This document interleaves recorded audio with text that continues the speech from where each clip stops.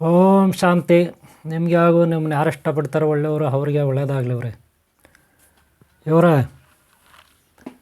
ಒಂದು ಒಳ್ಳೆಯ ಕೆಲಸಕ್ಕೆ 108 ವಿಘ್ನಗಳು. ಒಂದು ಒಳ್ಳೆಯ ಕೆಲಸಕ್ಕೆ 108 ವಿಘ್ನಗಳು ಅಲ್ವಾ? ನಿಮಗೆ ಈಗಾಗಲೇ ನಾನು ಅದರ ಬಗ್ಗೆ ಹೇಳಿದ್ದೀನಿ. ನೀವು ಒಂದು ಒಳ್ಳೆಯ ಕೆಲಸ ಮಾಡಲಿಕ್ಕೆ ಹೋದರೆ ನಿಮ್ಮ ಸುತ್ತಲೂ ಇರೋವರು, ನಿಮ್ಮ ಸುತ್ತಲೂ ಇರ್ತಾರಲ್ಲ, ನಿಮ್ಮ ಬಂಧುಗಳಿರ್ಬೋದು, ಸ್ನೇಹಿತರು ಇರ್ಬೋದು, ಅಥವಾ ಇನ್ಯಾರೋ ಇರ್ಬೋದು. ಒಟ್ಟಿನಲ್ಲಿ ಪಾಪಿಗಳಿರ್ತಾರೆ ಕೆಲವರು, ಎಲ್ಲರೂ ಅಲ್ಲ, ಪಾಪಿಗಳು ಕೆಲವರು ಇರ್ತಾರೆ. ತುಂಬ ಅಯೋಗ್ಯರಿರ್ತಾರೆ.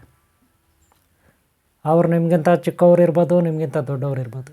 ಅವರಿಂದ ನಿಮ್ಮ ಕೆಲಸ ಕಾರ್ಯಗಳಿಗೆ ನಿಮಗೆ ಗೊತ್ತಿಲ್ಲದೇ ನಿಮ್ಗೆ ಆಗಬೇಕಾಗಿರೋ ಕೆಲಸಗಳನ್ನು ಆಗ್ದಂಗೆ ಮಾಡ್ತಾರೆ. ಅದು ಯಾವ ರೀತಿ ಇರ್ಬೋದು? ಈಗಾಗಲೇ ಸಾಕಷ್ಟು ಬಾರಿ ಹೇಳಿದ್ದೀನಿ. ಒಂದು, ನಿಮಗೆ ಯಾರು ಸಹಾಯ ಮಾಡ್ತಾರೆ ಬೇರೆಯವರು, ನೀವು ಯಾರಿಗೋ ಸಹಾಯ ಕೇಳಿರ್ತೀರ. ಒಂದು ಅಂಗಡಿ ಮಾಡಲಿಕ್ಕೋ, ಒಂದು ವ್ಯಾಪಾರ ಮಾಡಲಿಕ್ಕೋ, ಒಂದು ಮದುವೆ ಮಾಡಲಿಕ್ಕೋ, ಒಂದು ಸೈಟ್ ತಗೊಳ್ಲಿಕ್ಕೋ, ಅಥವಾ ಒಂದು ಮನೆ ಕಟ್ಟಲಿಕ್ಕೋ, ಅಥವಾ ಒಂದು ಫ್ಯಾಕ್ಟ್ರಿ ಕಟ್ಟಲಿಕ್ಕೋ, ಅಥವಾ ಹೋಟೆಲ್ ಮಾಡಲಿಕ್ಕೋ, ಅಥವಾ ಯಾವುದೋ ಒಂದು 2 ವೀಲರು 3 ವೀಲರು 4 ವೀಲರು ಕಾರು ತಗೊಳ್ಲಿಕ್ಕೋ ನೀವು ಕಷ್ಟಪಡ್ತಿರ್ತೀರ. ಏನು ಮಾಡಬೇಕು? ನಿಮ್ಮ ಹತ್ರ ಒಂದಷ್ಟು ಹಣ ಇರುತ್ತೆ, ದುಡ್ಡು ಇರುತ್ತೆ. ನೀವು ಒಡವೆ ಅಡ ಇಟ್ಟಿದ್ದೀರೋ, ಇಲ್ಲ ಒಡವೆ ಮಾರಿದ್ದೀರೋ, ಒಂದಷ್ಟು ಇಟ್ಕೊಂಡಿರ್ತೀರ ಈ ಕೆಲಸಕ್ಕೆ ಅಂತ. ಏನೋ ಒಂದು ಕೆಲಸ ನೀವು ಮಾಡಬೇಕಲ್ಲಪ್ಪ. ಏನೋ ಒಂದು, ಈಗ ನೀವು ಗುರಿ ಇಟ್ಕೊಂಡಿದ್ದೀರಾ, ಏನೋ ಒಂದು ಮಾಡಬೇಕಂತ ಹೊರಟಿದ್ದೀರಾ. ನಾನು ಹೇಳಿದ್ನಲ್ಲ, ಏನೋ ಒಂದು 2 ವೀಲರ್ ತೊಗೋಬೇಕು ಹೊಸದು, ಅದಕ್ಕೆ ಹಣ ಕೂಡಿಸ್ತಾ ಇದ್ದೀರಾ, ಸೇರಿಸ್ತಾ ಇದ್ದೀರಾ ಹಣ ಎಲ್ಲ ಒಂದು ಕಡೆ. ಅಥವಾ ಯಾವುದೋ ಒಂದು 4 ವೀಲರು ಇಲ್ಲ 3 ವೀಲರ್ ಆಟೋ ಬರುತ್ತಲ್ಲ, ಆಟೋ ತೊಗೊಂಡು ಏನು ಮಾಡ್ತೀರಾ? ಬಾಡಿಗೆ ಓಡಿಸಿ ಜೀವನ ಮಾಡಬೇಕಲ್ಲಪ್ಪ, ಸಂಸಾರ ಎಲ್ಲ ಮೇಂಟೈನ್ ಮಾಡಬೇಕಲ್ಲ. ಅದಕ್ಕೆ ಹಣ ಇಲ್ವಲ್ಲ, ಅದಕ್ಕೇನು ಮಾಡಿದ್ದೀರಾ? ಸ್ವಲ್ಪ ಕೂಡಿಡ್ತೀರಾ. ಇರೋ ಒಡವೆ ಯಾವುದಾದ್ರೂ ಸ್ವಲ್ಪ ಒಡವೆ ಇದ್ರೆ ಮಾರ್ತೀರ, ಇಲ್ಲ ಯಾವುದಾದ್ರೂ ಸೈಟ್ ಇದ್ದರೆ ಮಾರ್ತೀರ, ಇಲ್ಲ ಯಾವುದಾದ್ರೂ ಮನೆ ಇದ್ದರೆ ಮಾರ್ತೀರಾ, ಅಥವಾ ಅಡ ಇಡ್ತೀರಾ. ಎರಡರಲ್ಲಿ ಒಂದು ಆಪ್ಷನ್ ಇರುತ್ತೆ ಅಲ್ವಾ? ಇಲ್ಲ ಸಾಲನೇ ಮಾಡ್ತೀರಾ. ಈ 4 ಆಪ್ಷನ್ ಇರುತ್ತೆ. ಒಂದನೇದು, ನಿಮ್ಮ ಹತ್ರ ಒಡವೆ ಇದ್ರೆ ಮಾರ್ತೀರ. ಒಂದನೇದು. ಎರಡನೇದು, ಇಲ್ಲ ಯಾವುದಾದ್ರೂ ಮನೆ ಅಡ ಇಡ್ತೀರಾ, ಇಲ್ಲ ಸೈಟ್ ಗೇಟು ಇದ್ದರೆ, ಹೊಲ ಇದ್ದರೆ ಅಡ ಇಡ್ತೀರ. ಮೂರನೇದು, ಇಲ್ಲ ಸಾಲ ಮಾಡ್ತೀರಾ ಬೇರೆ ಬ್ಯಾಂಕ್ಗಳಲ್ಲೆಲ್ಲಾದರೂ. ನಾಲ್ಕನೇದಿಲ್ಲ ಈ ಹೊಲ ಸೈಟು ಒಡವೆ ಮಾರೇ ಬಿಡ್ತೀರಾ. ಈ 4 ಆಪ್ಷನ್ ಇರುತ್ತೆ ನಿಮ್ಮ ಹತ್ರ.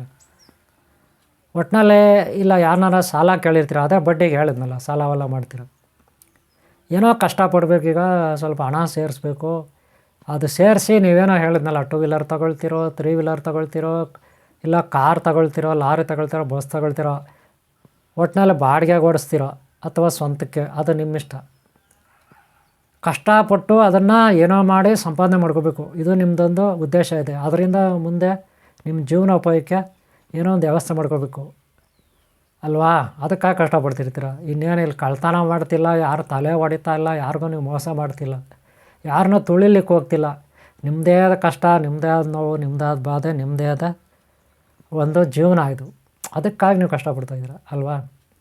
ಆದರೆ ಇಲ್ಲಿ ಇನ್ನೂ ಕೆಲವರು ಯಾವುದೋ ಹೋಟೆಲ್ ಮಾಡ್ಲಿಕ್ಕೆ ಹೋಗ್ತಾರೆ, ಇಲ್ಲ ಅಂಗಡಿ ಮಾಡ್ಲಿಕ್ಕೆ ಹೋಗ್ತಾರೆ, ಯಾವುದೋ ಮೆಡಿಕಲ್ ಸ್ಟೋರು, ಇಲ್ಲ ಯಾವುದೋ ಲ್ಯಾಬು, ಇಲ್ಲ ಹಾಸ್ಪಿಟಲು, ನರ್ಸಿಂಗ್ ಹೋಮು, ಕ್ಲಿನಿಕ್ ಏನೋ ಮಾಡ್ಲಿಕ್ಕೆ ಹೋಗ್ತಾರೆ, ಏನೋ ಉದ್ಧಾರ ಆಗೋಣ ಅಂತ.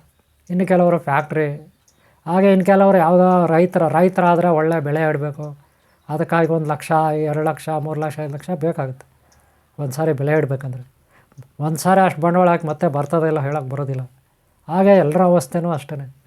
ಒಂದು ಸಾರಿ ಕಷ್ಟಪಟ್ಟು ನಾವು ಕೂಡಿಡ್ತೀವಿ, ಅಥವಾ ಸಾಲ ಮಾಡ್ತೀವಿ, ಇನ್ನೇನೋ ಹಣ ಇಡ್ತೀವಿ, ಬಂಡವಾಳ ಹಾಕ್ಬಿಡ್ತೀವಿ ಒಂದೇ ಸಾರಿ. ಅದು ಎಷ್ಟನ ಇರ್ಬೋದು, 50,000 ಇರ್ಬೋದು, 50 ಲಕ್ಷ ಇರ್ಬೋದು, 5 ಲಕ್ಷ 50 ಲಕ್ಷ ಇರ್ಬೋದು, 5 ಕೋಟಿನೇ ಇರ್ಬೋದು. ಒಟ್ಟಿನಲ್ಲೇ ಒಂದೇ ಸಾರಿ ಅಷ್ಟು ಬಂಡವಾಳ ಹಾಕ್ತೀರಾ ನೀವು. ಆದರೆ ಮತ್ತೆ ಒಂದೇ ಸಾರಿ ಅಷ್ಟು ಬಂಡವಾಳ ಎತ್ಕೊಳ್ಳಿಕ್ಕೆ ಸಾಧ್ಯ ಇದೆಯಾ ನಿಮ್ಮಿಂದ? ಸಾಧ್ಯ ಇದೆಯಾ? ಇರೋದಿಲ್ಲ. ಯಾಕೆಂದರೆ ಈಗ ರೈತರಾದರೆ ಬೆಳೆ ಇಡ್ತಾರೆ, ಬೆಳೆ ಹೆಂಗೆ ಬರುತ್ತೋ ಗೊತ್ತಿಲ್ಲ. ಒಂದು ವೇಳೆ ಬೆಳೆ ಬಂತು ಅಂತ ಇಟ್ಕೊಳ್ಳಿ, ರೇಟ್ ಗೊತ್ತಿಲ್ಲ, ಮಧ್ಯದಲ್ಲಿ ಏನೇನೋ ಅವಾಂತರ ಆಗುತ್ತಾ ಗೊತ್ತಿಲ್ಲ. ಅವಾಗೂ ಒಂದೇ ಸಾರಿ ಹಣ ಬರಲ್ಲ. ಕೂಲಿಯವ್ರಿಗೆ ಹಣ ಕೊಡಬೇಕು, ಕೂಲಿಯವ್ರಿಗೆ ಬಿಲ್ ಜಾಸ್ತಿ ಕೊಡಬೇಕಾಗುತ್ತೆ. ಔಷಧಿಗಳಿಗೆ ಕೊಡಬೇಕಾಗುತ್ತೆ, ಗೊಬ್ಬರಕ್ಕೆ ಕೊಡಬೇಕಾಗುತ್ತೆ, ಇನ್ನೇನೋ ವಸ್ತುಗಳು, ಆ ಪೈಪುಗಳು, ಇನ್ನೊಂದು ಮತ್ತೊಂದು ಆ ಮೋಟ್ರ್ಗಳು ರಿಪೇರಿ ಆದರೆ ಅದಕ್ಕೆ, ಬೋರ್ವೆಲ್ಲಲ್ಲಿ ನೀರಿಲ್ಲ ಅಂದ್ರೆ ಅದಕ್ಕೆ, ಹೀಗೆ ನಾನಾ ರೀತಿ ಅವಸ್ಥೆಗಳಿರ್ತವೆ ರೈತರಿಗೆ. ಇನ್ನು ವ್ಯಾಪಾರ ಮಾಡೋರಿಗೂ ಅಷ್ಟೇ, ಇಲ್ಲ ವೆಹಿಕಲ್ಗಳು ಬಾಡಿಗೆ ಓಡಿಸೋರು ಅಷ್ಟೇ, ಅವ್ರಿಗೇನು ಕಡಿಮೆನಾ? ಆಕ್ಸಿಡೆಂಟ್ಗಳಾಗ್ಬೋದು, ಅಥವಾ ಇನ್ನೇನೋ ಹಾಸ್ಪಿಟ್ಲ್ಗಳಲ್ಲಿ ಅವ್ರ ಮನೆಯವ್ರು ಏನೋ ಆಗ್ಬೋದು. ಈಗ ಏನೋ ಬಾಡಿಗೆಗೆ ಅಂತ ಇಟ್ಕೊಳ್ತೀರ ಆಟೋಗಳು, ಬಸ್ಸುಗಳು, ಕಾರುಗಳು, ಆವಾಗ ಮನೆಗಳವ್ರಿಗೆ ಯಾರಿಗೂ ತೊಂದರೆ ಆಗ್ಬೋದು. ಆವಾಗ ಏನು ಮಾಡೋದು? ಬಂಡವಾಳ ಹಾಕಿರ್ತೀರಿ, ಈ ಕಡೆ ಬರೋದಿಲ್ಲ, ಲೋನ್ ಕಟ್ಟಲಿಕ್ಕಾಗಲ್ಲ, ಸಾಲ ಕಟ್ಟಲಿಕ್ಕಾಗಲ್ಲ, ಅಥವಾ ಮಧ್ಯದಲ್ಲೇ ಈ ಏನು ಗುರಿ ಮುಟ್ಟಬೇಕು ಅದೇ ಮುಟ್ಲಿಕ್ಕಾಗಲ್ಲ. ಈ ಥರ ಅವಸ್ಥೆಗಳಿರ್ತದೆ ಮಧ್ಯದಲ್ಲಿ. ಇಂಥ ಟೈಮಲ್ಲಿ ಕೆಲವು ದುಷ್ಟರು ಇರ್ತಾರೆ ನಿಮ್ಮ ಸುತ್ತಲೂ. ದುಷ್ಟರು ಅವ್ರದ್ದೇನು ಕೆಲಸಪ್ಪ ಅಂದರೆ ನೀವು ಉದ್ಧಾರ ಆಗಬಾರ್ದು ಅನ್ನೋದು.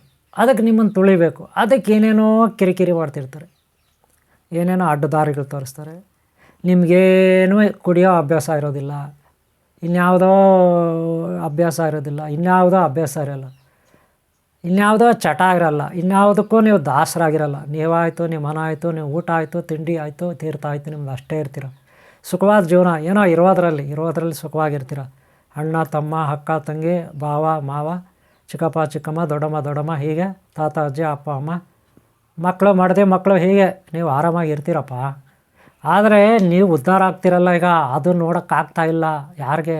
ನಿಮ್ಮ ಅಕ್ಕಪಕ್ಕದಲ್ಲಿ ಇರ್ತಾರಲ್ಲ ಕೆಲವು ಮಹಾನುಭಾವರುಗಳು, ಮಹಾನ್ ಮಾತೆಯರು, ಕೆಲವ್ರು ಇರ್ತಾರೆ ದುಷ್ಟರು, ಅವ್ಯಾಕೇಳು ಇವರು ಬಂಡಾಸುರರು ಅಂತಾರೆ. ಅವ್ರು ಏನಂತಾರೆ? ಬಂಡಾಸುರರು. ಈ ಬಂಡಾಸುರನ ಅಂಶ ಇವ್ರದ್ದು. ಬಂಡಾಸುರನ ಅಭಿಮಾನಿಗಳು, ಪ್ಯಾನ್ಗಳು ಅಂತಾರೆ ಇವ್ರೇನು ಮಾಡ್ತಾರೆ ಹೇಳಿ? ನಿಮ್ಮನ್ನು ಉದ್ಧಾರ ಆಗ್ದಂಗೆ ಮಾಡಿಬಿಡ್ತಾರೆ, ಕೆಡಿಸ್ಬಿಡ್ತಾರೆ ನಿಮ್ಮನ್ನ. ನಿಮ್ಮ ಮೈಂಡ್ನ ಡೈವರ್ಟ್ ಮಾಡ್ತಾರೆ. ಇದು ಮಾಡಬೇಡ, ಇದು ಮಾಡಿದ್ರೆ ನೀನು ಲಾಸ್ ಆಗ್ತೀಯಾ, ಈ ಬೆಳೆ ಇಡಬೇಡ, ಈ ಬೆಳೆ ಇಟ್ಟರೆ ನೀನು ಲಾಸ್ ಆಗ್ತೀಯಾ, ಆ ಬೆಳೆ ಇಡು, ಈ ಬೆಳೆ ಇಡು ಅಂತ ನಿಮ್ಮ ಮೈಂಡ್ನ ಡೈವರ್ಟ್ ಮಾಡ್ತಾರೆ. ಹೇಳ್ಬೇಕಂದ್ರೆ ರೈತರಾದ್ರೆ ನೀವು ಆ ಬೆಳೆ ಇಟ್ಟಿದ್ರೆ ಒಳ್ಳೆ ಲಾಭ ಬರ್ತಿತ್ತು, ಒಳ್ಳೆ ರೇಟ್ ಸಿಗ್ತಿತ್ತು ಆ ಟೈಮಲ್ಲಿ. ಇವ್ರೇನು ಮಾಡ್ತಾರೆ? ನೀವು ಹಂಗೆ ಅಂದ್ಕೊಂಡಿರ್ತಾರೆ, ಎಲ್ಲ ಅದೇ ಮಾಡಬೇಕು ಅಂತ ಪ್ಲ್ಯಾನ್ ಮಾಡಿ ಸ್ಕೆಚ್ ಹಾಕಿ ಪೈಸಾ ಕೂಡಿಟ್ಟು ಕಷ್ಟಪಟ್ಟು ಅವ್ರ ಕಾಲು ಹಿಡಿದು ಏನೋ ಬಾಧೆ ಬೆದು ಕೂಡಿಟ್ಕೊಂಡು ಬಳವಳಕ್ಕೆ ಹೊರಟಿದ್ರ. ಇವನು ಹೇಳ್ತಾನೆ ಆ ಬೆಳೆ ಇಡಬೇಡ ಅಂತ. ಪಕ್ಕದಲ್ಲಿರ್ತಾರೆ ಕೆಲವರು, ಸುತ್ತಾ ಇರ್ತಾರೆ. ಈ ರಾಹು, ಕಲಿಪುರುಷ, ಈ ದುಷ್ಟ ಬಂಡಾಸುರ ಇರ್ತಾರಲ್ಲ, ಬಕಾಸುರ, ಬಂಡಾಸುರ, ತಾರಕಾಸುರ, ನರಕಾಸುರ ಅಂತ ಇವರು, ಗೊತ್ತಾಯ್ತಾ? ಇವರು ಅಭಿಮಾನಿಗಳು. ಇವರೆಲ್ಲ ಈ ರಾಕ್ಷಸರು ಅಂತೀವಲ್ಲ ದೈತ್ಯರು, ಅವರು ಸೋಂಬೇರಿಗಳೆಲ್ಲ, ವೀರರು, ಶೂರರು. ಆದರೆ ಈ ಪುಡಿಂಗಗಳಿರ್ತಾವಲ್ಲ ಪಕ್ಕದಲ್ಲಿ ಸಣ್ಣವು, ಇವು ವೇಸ್ಟ್ ಫೆಲೋಗಳು. ಈ ತರಗೆಲೆಗಳು ವೇಸ್ಟ್ ಫೆಲೋಗಳಿರ್ತಾವಲ್ಲ, ಕಾಲು ಚಪ್ಪಲಿಗಳಿಗಿಂತ ವೇಸ್ಟ್ ಇವರು. ಕಾಲು ಚಪ್ಪಲಿ ಆದರೂ ನಮಗೇನೋ ಯೂಸಿಗೆ ಬರುತ್ತೆ, ಅದನ್ನು ಅವಮಾನ ಮಾಡಬಾರ್ದು. ಕಾಲು ಚಪ್ಪಲಿ ಬೇಕಾದ್ರೆ ನಮಸ್ಕಾರ ಹಾಕೋಣ, ಅದಕ್ಕೆ ನಮಗೆ ಸಹಾಯ ಮಾಡುತ್ತೆ. ಆದರೆ ಈ ವೇಸ್ಟ್ ಫೆಲೋಗಳಿರ್ತಾವಲ್ಲ ಇವು ಕೆಡಿಸ್ಬಿಡ್ತವೆ, ನಿಮ್ಮ ಮೈಂಡ್ ಡೈವರ್ಟ್ ಮಾಡಿಬಿಡ್ತವೆ. ಏನೇನು ಮಾಡ್ಬೋದು ನಿಮ್ಮ ಮೈಂಡ್ ಡೈವರ್ಟು? ಒಂದು, ನಿಮ್ಮ ಹತ್ರ ಇರೋ ಹಣ ಹಾಳಾಗಬೇಕು, ಏನೇ ಆಗಲಿ. ಅವ್ರ ಉದ್ದೇಶ ಅಷ್ಟೇ, ಇನ್ನೇನಿರಲ್ಲ. ನೀವು ಉದ್ಧಾರ ಆಗಬಾರ್ದು ಅಷ್ಟೇ. ಅದಕ್ಕೆ ನಿಮ್ಮ ಕೆಟ್ಟ ಅಭ್ಯಾಸ ಕಲಿಸ್ತಾರೆ. ಬೀಡಿ ಕುಡಿಯೋದು ಕಲಿಸ್ತಾರೆ, ಸಿಗರೇಟ್ ಕುಡಿಯೋದು ಕಲಿಸ್ತಾರೆ, ಎಣ್ಣೆ ಹೊಡೆಯೋದು ಕಲಿಸ್ತಾರೆ, ಈ ಥರ ಬೇರೆ ಕಲಿಸ್ತಾರೆ. ಹಾಗೆ ಲಾಡ್ಜ್ಗಳಲ್ಲಿ ಹೋಗಿ ಇರೋ ಅಂಥದ್ದು. ಲಾಡ್ಜ್ಗಳೇನಕ್ಕಪ್ಪ ಇರುತ್ತೆ? ಲಾಡ್ಜ್ಗಳು ಏತಕ್ಕಾಗಿರ್ತವೆ ಹೇಳಿ? ಯಾರಾದರೂ ಬಂದರೆ ಆಶ್ರಯ ಕೊಡೋಣ ಅಂತ ಇರ್ತವೆ ಅಲ್ವಾ? ಹೌದಾ ಇಲ್ವಾ? ಇವರೇನು ಮಾಡ್ತಾರೆ? ನಿಮಗೆ ಬೇರೆ ಕೆಟ್ಟದ್ದು ಕಲಿಸ್ಬಿಟ್ಟು ಅಲ್ಲಿ ಕರ್ಕೊಂಡು ಹೋಗ್ತಾರೆ. ಅವ್ರೇನೋ ರೂಮ್ ಕೊಡೋರು, ಅವ್ರಿಗೇನು ಗೊತ್ತಿರುತ್ತೆ ಇವ್ರೇನೇನು ಮಾಡ್ತಾರಂತೆ. ಬಂದವರು ಅವರನ್ನು ನೋಡ್ತಾರೆ, ID ಕಾರ್ಡ್ ತಗೊಳ್ತಾರೆ, ರೂಮ್ ಕೊಡ್ತಾರೆ, ಅಷ್ಟೇ ಕೆಲಸ ಇರುತ್ತೆ ಅವ್ರದ್ದು. ಆದಷ್ಟು ಎಚ್ಚರಿಕೆಯಿಂದ ಅಲ್ಲಿರ್ತಾರೆ ಮ್ಯಾನೇಜರು, ಇನ್ನೊಬ್ಬರು ಮತ್ತವರೆಲ್ಲ. ಅವ್ರ ಕಣ್ಣು ತಪ್ಪಿಸಿ ಅವ್ರ ಕಿವಿಯಲ್ಲಿ ಊಟ ಹೂವು ಇಟ್ಟು ಇವರು ಬೇರೆ ಕೆಲಸಗಳಿಗೆ ನಿಮ್ಮನ್ನು ಕರ್ಕೊಂಡು ಹೋಗ್ತಾರೆ. ನಿಮ್ಮನ್ನು ಕರ್ಕೊಂಡೋಗಿ ತಗಲಾಗ್ಬಿಡ್ತಾರೆ, ಕೆಡಿಸ್ಬಿಡ್ತಾರೆ, ನಿಮ್ಮನ್ನು ಹಾಳಾಗ್ಬಿಡ್ಬೇಕು ನೀನು. ಇದು ಕತೆ. ಹೀಗೆ ಮಾಡಿ ಇದೊಂದು ರೂಟು. ಇನ್ನೊಂದು ರೂಟ್ ಇದೆ. ನಿಮಗೆ ಸಾಲವಲ್ಲ ಒಂದು ಪೈಸಾ ಇರೋಲ್ಲ, ಸಾಲವಲ್ಲ ಮಾಡೋಂಗೆ ಮಾಡಿಬಿಡ್ತಾರೆ ನಿಮ್ಮ ಕೈಯಲ್ಲಿ. ಸಾಲವಲ್ಲ ಸಾಲ ತಗೊಬಿಡು, ಈ ಗಾಡಿ ತಗೊಬಿಡೋಣ, ಮನೆ ಕಟ್ಬಿಡೋಣ, ಸೈಟ್ ತಗೊಬಿಡೋಣ, ಬಾಡಿಗೆಗಳು ಕೊಟ್ಬಿಡೋಣ, ದುಡ್ಡು ಬಂದುಬಿಡುತ್ತೆ. ಇಲ್ಲ ಯಾವುದೋ ಕಂಪನಿಯಲ್ಲಿ 1 ಲಕ್ಷ ಹಾಕಿದರೆ 5 ಲಕ್ಷ ಕೊಟ್ಬಿಡ್ತಾರೆ ಒಂದು ವಾರಕ್ಕೆ. ಏನು 1 ಲಕ್ಷ ಆ ಕಂಪ್ನಿನಲ್ಲಿ ಹಾಕ್ಬಿಟ್ರೆ ಇನ್ನು ವಾರಕ್ಕೆ 5 ಲಕ್ಷ ಕೊಡ್ತಾರಂತೆ. ಆ ಥರ ಆಸೆಗಳು ಹುಟ್ಟಿಸ್ಬಿಡ್ತಾರೆ. ನಿಮ್ಮ ಕೈಯಲ್ಲಿ ಸಾಲವೆಲ್ಲ ಮಾಡಿಸಿ ಅದೇ ದುಡ್ಡಲ್ಲಿ ಚೆನ್ನಾಗಿ ಕುಡಿತಾರೆ, ತಿಂತಾರೆ, ಮೆಕ್ತಾರೆ, ಇನ್ನೂ ಏನೇನು ಬೇಕೋ ಗಿಫ್ಟುಗಳು ತೊಗೊಬಿಡ್ತಾರೆ ನಿಮ್ಮ ಹತ್ರ. ಆದರೆ ನಿಮಗೆ ದಾರಿ ತೋರಿಸಿದ್ದಲ್ಲಿ ನೀವು ಹಾಳಾಗಬೇಕಂತೆ ಅವ್ರ ಉದ್ದೇಶ. ಅವ್ರು ಬೆಳೆ ಬೇಯಿಸ್ಕೋಬೇಕು, ಈಗ ಅವ್ರ ಹೊಟ್ಟೆ ತುಂಬಬೇಕು, ಅವ್ರಿಗೇನೋ ಬೇಕು. ನಿಮ್ಮ ಕೈಯಲ್ಲಿ ಸಾಲ ಮಾಡಿಸ್ತಾರೆ, ನೀವು ಸಾಲಗಾರ ಆಗಿಬಿಡ್ಬೇಕು. ನೀವು ಸಾಲಗಾರ ಕೊಳಬೇಕು ಅಷ್ಟೇ. ಇವರು ನಿಮ್ಮ ಹತ್ರ ಮೆಕ್ಕಿಬಿಡ್ತಾರೆ.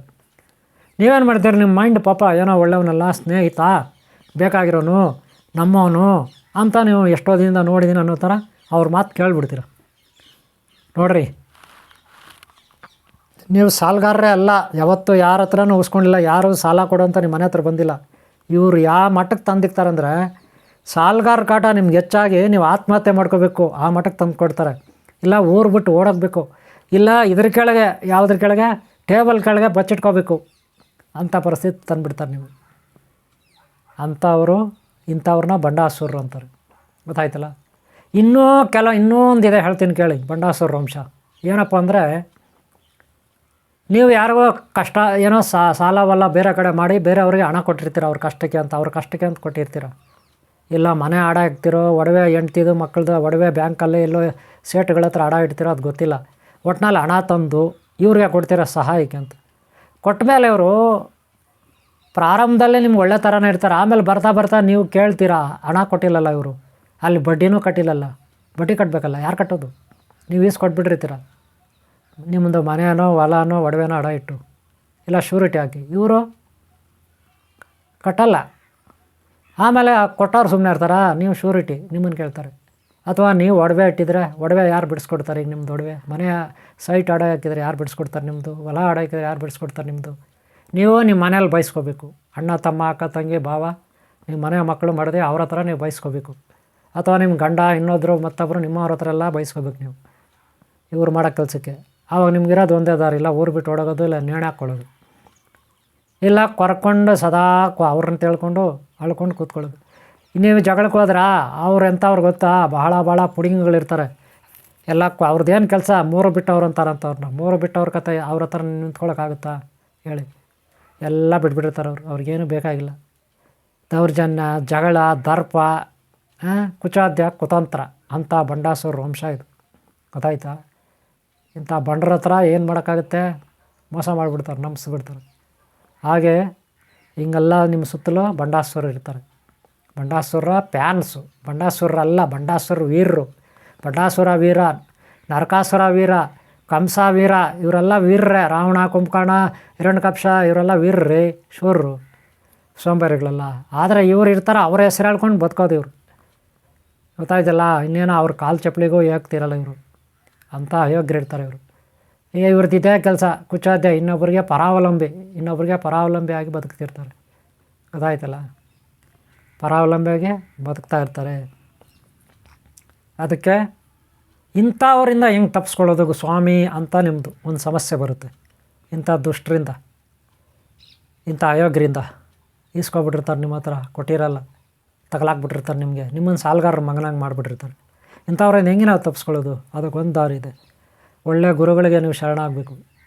ಹಾಗೆ ಶ್ರೀಚಕ್ರ ಪ್ರತಿಷ್ಠಾಪನೆ ಎಲ್ಲೆಲ್ಲಾಗುತ್ತೆ ಅಲ್ಲಿ ನೀವು ಕಾಣಿಕೆ ಆಗಬೇಕು.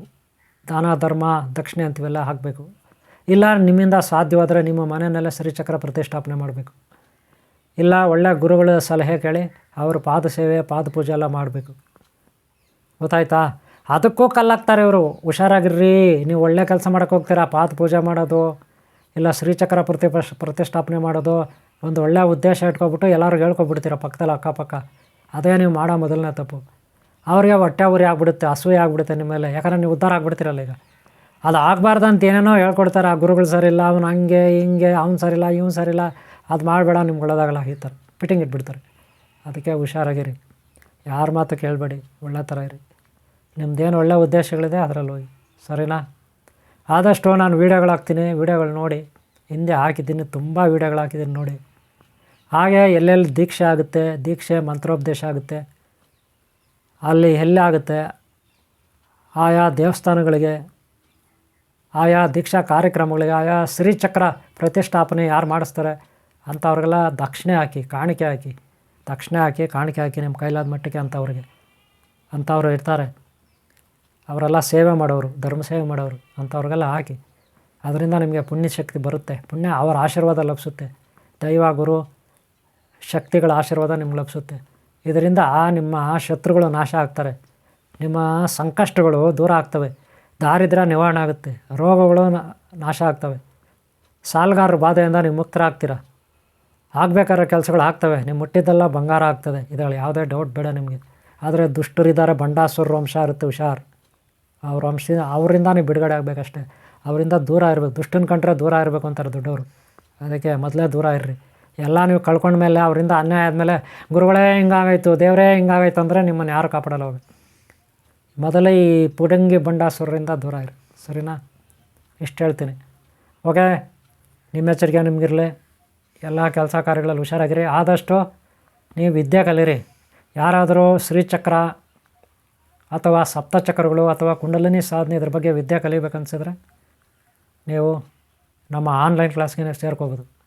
ಇಲ್ಲ, ಆನ್ಲೈನ್ ಕ್ಲಾಸಲ್ಲಿ ನಿಮ್ಗೆ ಎಲ್ಲ ರೀತಿಯ ಮನೋಶಾಸ್ತ್ರ ಅಂದರೆ ಸೈಕಾಲಜಿ, ಯಂತ್ರ ತಂತ್ರ ಮಂತ್ರ, ಹಾಗೆ ದೇವತಾ ಕಾರ್ಯ, ದೇವತಾ ಶಕ್ತಿಗಳ ಪರಿಚಯ, ಹಾಗೆ ಧರ್ಮ, ಒಳ್ಳೆಯದು, ನೀತಿ, ನ್ಯಾಯ, ನೀತಿ, ಸತ್ಯ, ಧರ್ಮ ಇತ್ಯಾದಿ ಒಳ್ಳೆ ಇದನ್ನು ಇಲ್ಲಿ ನಾವು ಕಲಿಸ್ತೀವಿ. ಆನ್ಲೈನ್ ಕ್ಲಾಸಲ್ಲಿ ಕಲಿಸ್ತೀವಿ.